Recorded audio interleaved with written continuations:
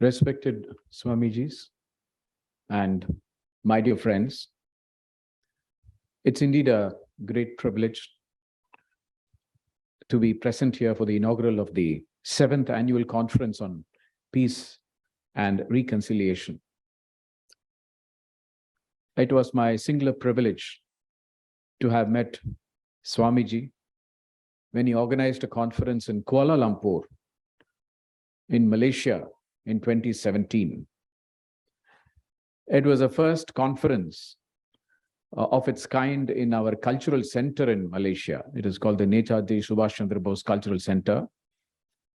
And in fact, we had one of the leaders of the opposition, the Malaysian opposition leader, inaugurating this conference, Dato Saifuddin Abdullah. Soon after inaugurating the conference, within a short time, he became the foreign minister of Malaysia. So Swamiji, your conference has been very lucky for him. But I think more than luck, the very fact that we had a Malaysian opposition leader inaugurate the conference showed that India as a country was willing to work with the entire spectrum of views in Malaysia, since that has always been our ethos. To understand and listen, and understand different points of view is indeed the beginning of reconciliation. Today is a conference on peace and reconciliation. But in my area of work, we come across more of conflicts rather than peace and reconciliation. So therefore, I'll talk to you about conflicts more than peace and reconciliation. I have some experience in conflicts because I served in Gaza Strip. I lived there for more than 2 years in the midst of the Israeli-Palestinian conflict. And as you mentioned, since I knew a bit of Arabic, it also helped me to understand issues relating to the Arab world, to the Middle East, much better. I was also in the United States when the terrorist attack took place on the 11th of September in New York. At the same time, I was also head of division as Joint Secretary when Sri Lanka saw the end of 3 decades of conflict when LTTE was defeated in 2009. I was also the head of division for Myanmar. In Myanmar, as you know, there has been military rule for a very long time, but I was there as head of division at the time when they had their first parliamentary elections. Aung San Suu Kyi was freed at the time. This is 2010. And we've gone back to an era of military rule, but it was still something which was important. And I had also witnessed as head of division when I was dealing with Bangladesh after 11 years of military rule. Prime Minister Sheikh Hasina came to power. And after 30 years in Maldives, 30 years of President Gayoom, they had their first multi-party elections. So one has seen this transition in some countries, especially in South Asia, which is it's great to see that in South Asia, we are moving towards peace and reconciliation. We are moving towards greater participatory role by the people of those countries. And so forth, there is a great deal of optimism that irrespective of the fact that what we see in Pakistan or in other countries, even though democracy is not fully settled in some of these countries, that there is greater participation by the people, and greater participation by the people leads to reconciliation. And that is extremely important for South Asia. Whereas the scenario is not so optimistic outside our region. And as you, of course, know, I had recently served as India's ambassador to the United Nations in New York, and it also coincided with India's 2-year stint in the Security Council. This month, actually, we are finishing our 2-year stint in the Security Council. And the Security Council, as you all know, is the highest UN body looking after international peace and security. But the agenda of the Security Council, by its very nature, is overflowing with conflicts. And these are conflicts which go back decades. It's not about not just one decade, some of them go back three decades, and they are still there as conflicts on the agenda of the Security Council. And newer conflicts get added to the agenda. We had Afghanistan, which has come in. Then we had Ukraine, of course, but there is Ethiopia. All of them keep coming, and Myanmar again came back into the agenda on the 1st of February 2021. And most of these conflicts remain unresolved. Billions of dollars are spent on these conflicts, supporting one party or the other. Billions more are spent on humanitarian assistance for those who are affected by these conflicts, women, minorities, children. And there is no end in sight. And all this escalation of conflicts, old ones, new ones, they are all coming at a time when there is COVID. When it has affected all our lives, the last thing you need is conflicts. And this is the time when they have taken advantage of this and they are having this. So we are having more conflicts in the midst of one of the once in a lifetime pandemic, which is COVID. So I think this is the scenario which you are accosted with right now. In addition to all these conflicts between the various states, between one country and another, there is a new form of conflict which we are facing in a very big way. This is conflict with non-state actors. We call them non-state actors, but what it means in plain English, it is terrorism. Terrorism and transnational crimes. Terrorism is used by states to further their cause. In addition, there is radicalization, there is extremism, where youth, they are misguided. And they have now become weapons. They're using youth as weapons for terrorizing, for radicalization, for tearing at the fabric of communities and societies, especially in countries where there is breakdown of governance. You already know of the specter of terror by ISIS, by Al-Qaeda, by Islamic jihadist terror groups in our own neighborhood, in the Middle East. And now this is spreading very fast in Africa also. And I'm not saying this, these are documented by the UN reports and by many other reports. And since I was also chair of the Security Council Counter-Terrorism Committee, and I was also, as you mentioned, also chairing the Taliban Sanctions Committee, I was reading some of these things, and I can assure you it is a very alarming trend which is happening around the world. So we have state and non-state actors disrupting societies with terror, and we have also conflict between states. But apart from that, we also have conflicts intrastate and even between communities within a state. And what sustains these conflicts between states and keeps them alive? I think it starts with the way we deal with conflicts. I'm talking about international conflict between states. And it also depends on who deals with them. And what sort of yardsticks do we apply to resolve these conflicts? Because we apply different yardsticks. If it is a military takeover in Myanmar, we apply a certain yardstick. If it is a Taliban takeover in Afghanistan, we apply a different yardstick. If it is a takeover, even in Mali, there has been 2 military takeovers. The first military takeover, the world applied a different yardstick. They welcomed it. The secondary military takeover, they became the bad guys. So there are different yardsticks we apply. The proxy wars, you know that there are countries which fight each other, but in a different country. And even the some of the sanctions we have seen in Ukraine, the type of sanctions which they have imposed, they have been extremely counterproductive. They are supposed to remedy the situation, but they actually become counterproductive, and they are unilateral. So I think when we look at all these, it's unfortunate that no one who is dealing with conflicts have the interest of the people of these countries in their mind. Except, of course, that they rush in with a lot of humanitarian assistance.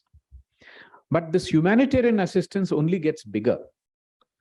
And because the people's suffering are only increasing in these countries because of conflicts. So it becomes a vicious cycle. Because there is no political process, I just told you the different types of yardsticks they apply, and there is really no peace in sight. So the outside powers who are supposed to help and assist actually become a hindrance to peace and reconciliation. The United Nations Security Council, who deal with all these conflicts. Now, if you see what is called the permanent 5 members, there are permanent members. We have the United Kingdom, France, United States, China, and Russia. They are extremely polarized. They are not able to agree on anything. As 5 countries, they are not able to agree on many things. And if you look at, say, Africa, there is conflicts in Africa. They are all dying to be resolved. But what is happening is, if you see the P5, you have the West on the one side. You have the former colonial masters in Africa, also in the P5. Then on the other hand, you have these so-called new development partners of Africa, also in the P5. So each one of them have different interests in Africa. So on the one hand, when it comes to Ukraine, the P5 condemn the violation of the UN Charter. They say territorial integrity should be protected. But these are the same P5 who have their own troops stationed inside countries without the consent of the countries concerned. On the other hand, they are also condemning territorial integrity of other countries when they are violated. So I think, these are the type of double standards and which we are dealing with. And also the nature of solution which they propose. For example, when it comes to the Ukraine conflict, the type of unilateral measures they have put in, the West, it has affected the entire set of developing countries. I don't have to tell you about what our external affairs minister says when it talks about food issues related problems, oil-related problems, fertilizer-related issues, and this is affecting all countries of the world. In India, we are fortunate, we are a bigger country, and we can take measures to protect our interests, but this is not possible for many tons of developing countries. And these are measures which are being implemented with complete disregard for their interests. So this is the type of, sometimes the solution which they think itself becomes the problem, and it gets exacerbated. Now, there is also another angle, which is there is considerable hesitancy to tackle terrorism in all its forms and manifestations. And especially those which are based on radical and violent religious ideologies. And as I said, we have seen it in Asia, and we are going to, in our neighborhood, and we are seeing it in Africa. And we need collective action to tackle terrorism. But the world, unfortunately, is getting more and more divided on how to tackle it. What I'm trying to say is that, before 9/11, happened in the United States 20 years ago, the world was divided into your terrorists and my terrorists. If it happened around India, it was your terrorists, it's your headache. If it happened somewhere in Africa, it was my terrorists and it is my headache. So what happened is we were divided. But when 9/11 happened, suddenly everyone realized that what can happen in one corner of the world can happen in the middle of Manhattan in New York. So it became our terrorists, that we will all fight terrorism together. But now we have come back to an era where we are once again not fighting terrorism together. If it happens in our neighborhood, it's your terrorists. And Europe is very, very preoccupied with right wing, and the US is now preoccupied with racial and ethnical issues.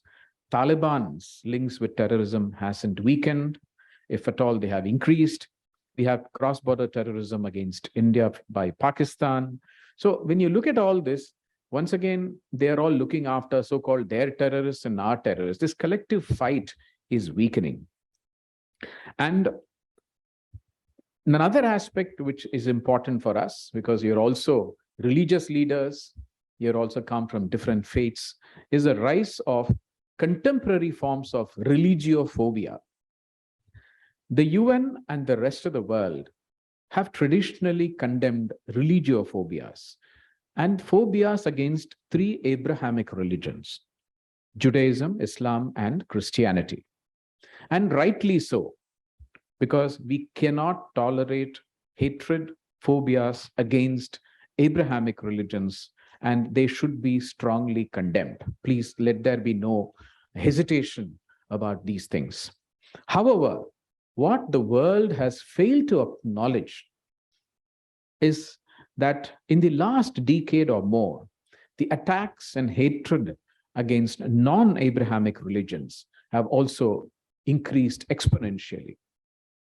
And in many cases, they are emasculating the minority voices. So what we are witnessing now is a very virulent form of religiophobias, which are contemporary, which is anti-Hindu, anti-Buddhist, anti-Sikh, and other religiophobias which are coming up. And we have seen that in our own neighborhood and elsewhere. We have seen the destruction of temples, the glorification of breaking of idols, violation of Gurudwara premises, massacre of Sikh pilgrims in Gurudwaras. You have seen the destruction of the Bamyan Buddha, those wonderful structures, beautiful ones in Afghanistan. And then many religious iconic sites are being attacked. So hate crimes against Hindus, against Sikhs and others have only increased, including in the West, in the United States and elsewhere. But we are labeling them as terrorist attacks.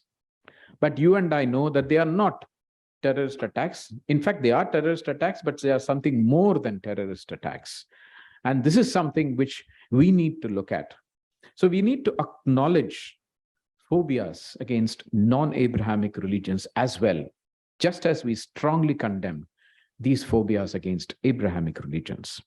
And why I'm mentioning this is that if you don't do that, they have a serious implication for multicultural, pluralistic, and democratic societies like India. Pluralistic democracies cannot afford to watch the world go down the slippery slope. And this will actually fuel more conflicts, and this will seriously affect the process of peace and reconciliation in our societies. So what I've tried to give you today is just a sort of bird's eye view of not only the conflict between states and states, but also between non-state actors, but in particular, some of the things which we need to look at in the world of today, which is the rise of terrorism, the rise of religiophobias, and how we tackle them. So therefore, I am giving you more questions than answers, but that's the job of the diplomat. We never really answer, but we can always ask questions. But let me say that in the midst of all this, there is no cause for despair. Even though the conflicts are increasing, that we have the necessary people who can deal with this. We have the necessary will to deal with it. And since I have been a climate change negotiator, I have seen that in the last 30 years, where we were earlier and where we are now, how countries have come together to tackle this serious global issue of sustainable development, of climate change. We have see how they are coming together to tackle the issues relating to women. India, as you know, is one of the largest contributors to peacekeeping, UN peacekeeping forces. we have contributed more than 250,000 troops. We have suffered, we have had martyrs, the largest number of martyrs among our soldiers of 177.